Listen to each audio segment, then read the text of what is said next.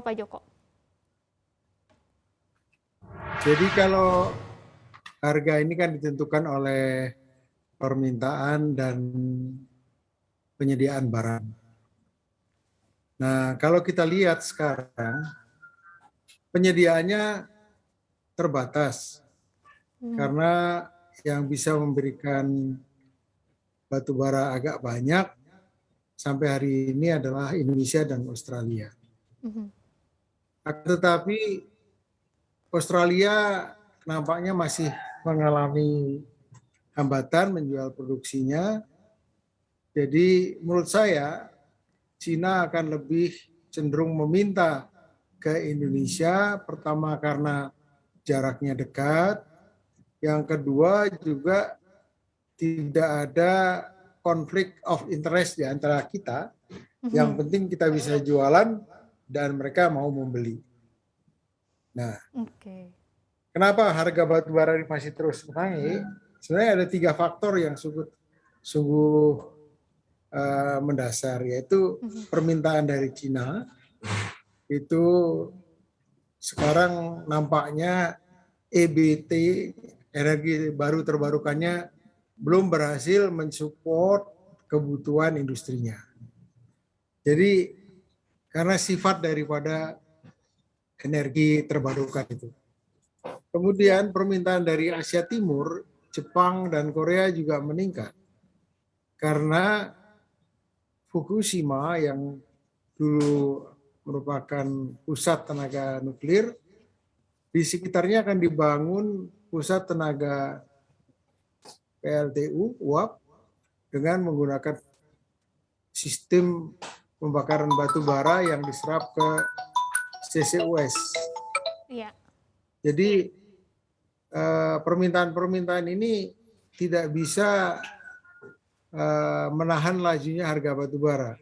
Pak Joko tadi kan sempat menyinggung juga, jadi sebetulnya ada 2 sisi ya keuntungannya buat Indonesia, ya bisa ekspor sehingga dapat pemasukan, tapi juga ada satu sisinya lagi merugikan justru industrinya karena harga batu baranya makin mahal. Dan beberapa juga memprediksi nih krisis energi yang terjadi di Eropa, China, India itu justru bisa nular lagi nih ke kita. Kita seberapa besar sih kemungkinannya dapat mengalami krisis energi juga, Pak Joko?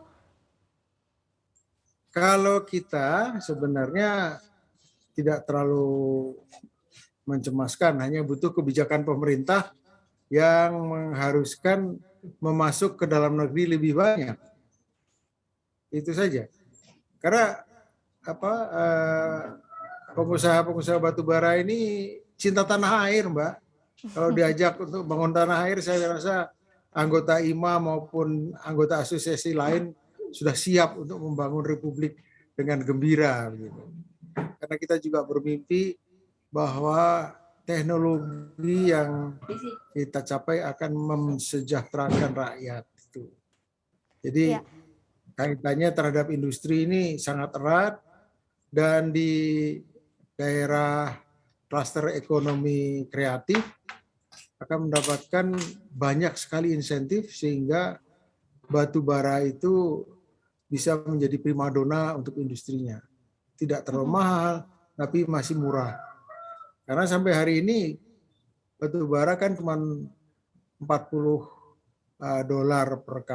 per mega, sedangkan minyak 70.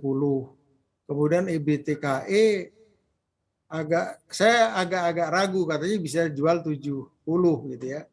Tapi apakah ini sudah terlaksana atau belum, karena kita masih dalam tahap awal. Kemudian dari energi terbarukan seperti air sama panas bumi sudah bergerak, tapi masih kekurangan juga, sehingga mau tidak mau kita membangun 35.000 megawatt dari batu bara. Untuk informasi lebih lengkap dan berita-berita lainnya yang terkait, klik link di deskripsi di bawah ini. Dan jangan lupa juga subscribe channel YouTube kami. Pastikan Anda juga menginstal aplikasi CNBC Indonesia yang tersedia di App Store dan Play Store.